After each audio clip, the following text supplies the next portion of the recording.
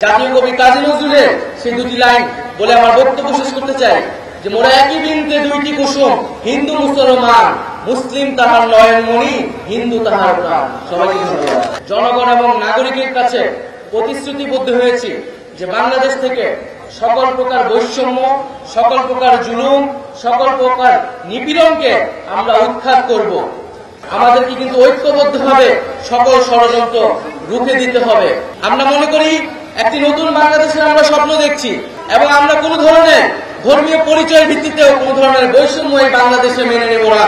যে একটি অভ্যুত্থানের মধ্যে দিয়ে আমরা ছাত্র জনতা বাংলাদেশ থেকে স্বৈরতন্ত্র এবং জুলুমকে উৎখাত করেছি এবং আমরা বাংলাদেশের জনগণ এবং নাগরিকের কাছে প্রতিশ্রুতিবদ্ধ হয়েছি যে বাংলাদেশ থেকে সকল প্রকার বৈষম্য, সকল প্রকার জুলুম, সকল প্রকার নিপীড়নকে আমরা উৎখাত করব। ইতিমধ্যে আমাদের প্রধান উপদেষ্টা ডক্টর মোহাম্মদ ইউনূস জাতির উদ্দেশ্যে ভাষণে পরিষ্কারভাবে বলেছেন যে বাংলাদেশ একটি পরিবারের নাম। সেই একই কথাই আমি প্রতিধ্বনিত করতে চাচ্ছি যে বাংলাদেশ একটি পরিবারের নাম, একটি দেহের নাম। আজকে আমার একটি শরীরের একটি অংশ যদি আঘাতপ্রাপ্ত হয় তাহলে গোটা শরীরকেই কিন্তু আঘাতপ্রাপ্ত হয়। একইভাবে যদি আমার একটি দেশের যে কোনো জনগোষ্ঠী, সংখ্যালঘু জনগোষ্ঠী যদি আঘাতপ্রাপ্ত হয়, যদি অনিরাপদ থাকে তাহলে গোটা বাংলাদেশই কিন্তু অনিরাপদ থাকে।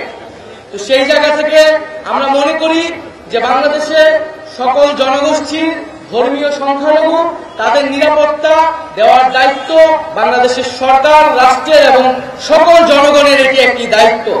বাংলাদেশকে এক থাকতে হবে, ঐক্যবদ্ধ থাকতে হবে। আমরা ঐক্যবদ্ধ থাকলে বাইরের কেউ কোনো ধরনের ষড়যন্ত্র করতে পারবে না। আমাদেরকে কিন্তু ঐক্যবদ্ধভাবে সকল ষড়যন্ত্র রুখে দিতে হবে। বিশ্বমানের থার্মিক্স রড, সালাম স্টিল থার্মিক্স, দেশের একমাত্র থার্মিক্স রড। আরেকটি বিষয় যেটা বিভিন্ন বক্তারা বলে গেলেন যে গত 53 বছরেও আমরা জানি বাংলাদেশে বিভিন্ন সময়ে খুবই ন্যাক্কারজনকভাবে সাম্প্রদায়িক হামলা হয়েছে, সংখ্যালঘু জনগোষ্ঠীর উপর নিপীড়ন হয়েছে, তাদের সম্পত্তি লুট করে নেওয়া হয়েছে এবং এগুলোর কোনো ধরনের বিচার কিন্তু করা হয়নি। বিচার করবে কিভাবে? কারণ যারা বিচার করবে তারা এই ঘটনাগুলোর সাথে জড়িত ছিল। রাজনৈতিক ইন্ধনে এই ধরনের ঘটনাগুলো ঘটানো হয়েছিল। যার কাছে আপনারা বিচার নিয়ে গেছিলেন তারাই কিন্তু এই ঘটনাগুলো ঘটিয়েছিল।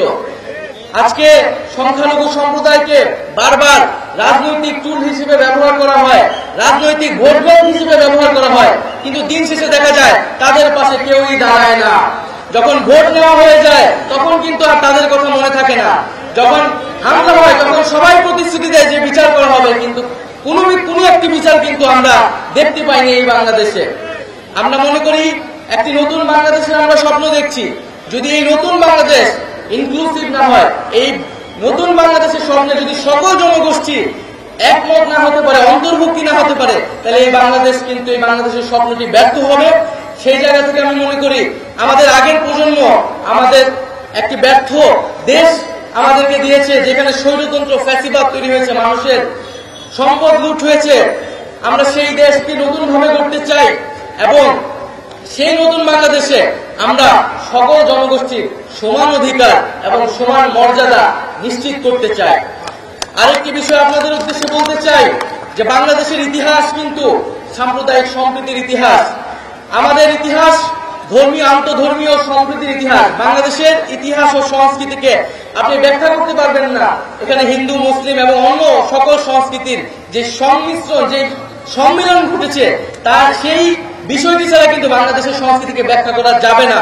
তো এই ইতিহাসকে যাতে আমরা না ভুলে যাই এবং আমাদের যে সাম্প্রদায়িক সম্প্রীতির ইতিহাস, আমাদের যে সম্মেলনের ইতিহাস, সেই ইতিহাস এবং সেই সংস্কৃতিকে মনে ধারণ করেই কিন্তু বাংলাদেশকে নতুনভাবে এই বিশ্বের বুকে দাঁড় করাতে হবে এবং আমাদের যে একতা, জনগণের একতা, সেই একতার শক্তিকে কিন্তু সামনে নিয়ে যেতে হবে। আমরা বৈষম্য বিরোধী ছাত্র আন্দোলন গড়েছিলাম এবং আমরা কোনো ধরনের ধর্মীয় পরিচয়ের ভিত্তিতেও কোনো ধরনের বৈষম্য এই বাংলাদেশে মেনে নেব না। আমরা সকল ধর্ম মত মিলে একটি নতুন বাংলাদেশ করার আকাঙ্ক্ষা রাখছি। আমি আমার বক্তব্য দীর্ঘায়িত করব না।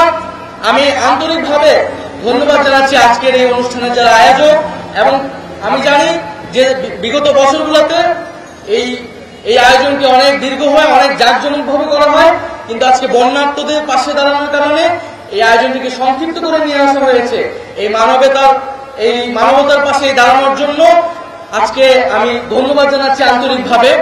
এবং সবশেষে আমি আমার বক্তব্য শেষ করার আগে জাতীয় কবি কাজী নজরুলের সেই দুটি লাইন বলে আমার বক্তব্য শেষ করতে চাই, যে মোরা একই বৃন্তে দুইটি কুসুম, হিন্দু মুসলমান, মুসলিম তাহার নয়নমণি, হিন্দু তাহার প্রাণ। সবাইকে ধন্যবাদ।